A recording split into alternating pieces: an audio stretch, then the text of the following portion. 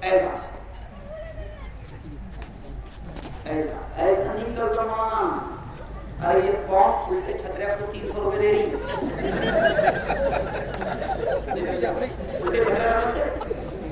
ارے سمجھتے کیا؟ الٹے چھترے سمجھتے نہیں. الٹے چھترے ہاں جو گھروں میں لگے ہوئے ہیں اس کا مہینے کا 700 روپئے مولانا.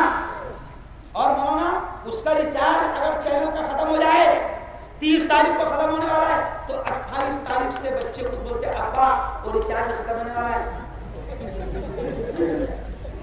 کیوں؟ تمہاری نسلوں کو اس کی عادت ڈالنی.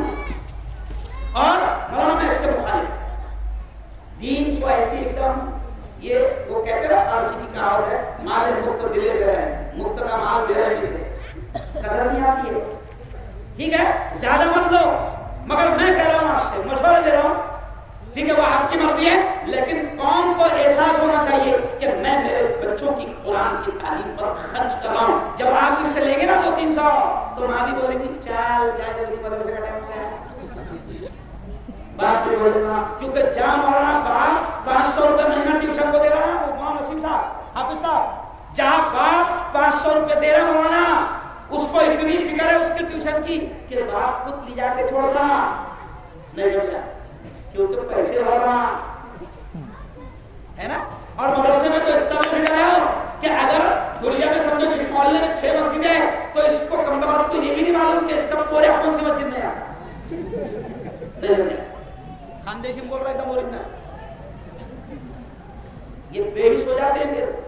یعنی دین کی تعلیم سے اتنے لاپرواہ ہے کہ ان کو یہ بھی خبر نہیں ہے کہ میرے محلے میں 4 مسجدیں ہیں تو میرا بیٹا قرآن پڑھنے جاتا تو کون سی مسجد میں جاتا اور اس کے مولانا کون سے نہیں نا کیونکہ پیسہ ارے نہیں لگا پھر یہ چھٹی بھی نہیں چھوڑتا برابر ماننے بھی چھوڑتا نہیں وہاں بڑا ہو جاتا. اور انگلش میڈیم میں جب ہوتا تو وہ منگنی میں بھی نہیں جاتا. پھر جو پڑھا رہے ہیں جس اسکول میں ان کو کوئی ضرور نہیں کہ کتنے نخرے ان کے برداشت کرنا پڑتے ہیں 7 دن کے 7 ڈریس کھڑا کرنا ہے اور نہ تو آ رہا اسی سے بڑا چلے آ رہا. میں یہ کہہ رہا ہوں یہ صرف ہنسی کی بات نہیں آپ اور ہم اس کی اہمیت کو سمجھیں.